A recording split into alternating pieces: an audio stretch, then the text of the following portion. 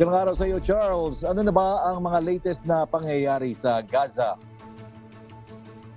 Yes, James, sinabi ng Israel Defense Forces o IDF na ang kanilang significant military activity sa loob at paligid ng Gaza ang nagdulot ng pagkasira ng mahigit 300 miles ng tunnel sa Gaza. Ipinakita ni IDF spokesperson Daniel Hagari ang lawak ng pinsala na nagawa nila dito sa kanyang post sa social media. Nagbigay naman ng isa pang 4-hour humanitarian corridor window ang militar para makatakas ng ligtas ang mga sibilyan patungo sa timog. Samantala, iginiit ni US Secretary of State Antony Blinken ang consensus ng ministers ng Group of 7 na nagpulong sa Japan. Aniya, kailangan ng humanitarian pause sa giyera ng Israel at Hamas para magawa nila ang kanilang key objectives. Nais nila makapagbigay ng kondisyon para sa kapayapaan at seguridad.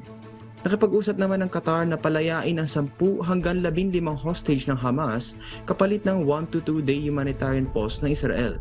Ipinahayag naman ni Volker Turk na kailangan respetuhin ang international human rights at humanitarian law para maprotektahan ang mga sibilyan at makarating ang tulong sa nasa 2.3 milyong katao doon. Balik sa iyo, James.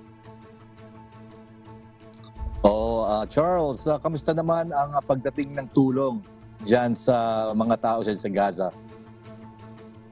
Yes, James, itong nakaraang Thursday nga ay nagpasimula ng pulong sila French President Emmanuel Macron sa Paris kung saan over 50 countries ang dumalo dito at nakapag-ipon naman sila ngayon so far ng 1.7 billion US dollars pero hinihintay pang ma-finalize ang amounts ito at natapos naman ng pulong mga ilang oras pagkatapos i-announce ng Israel na sang-ayon naman sila doon sa 4-hour na araw-araw na humanitarian pauses sa Gaza para nga matulungan yung mga civilian doon.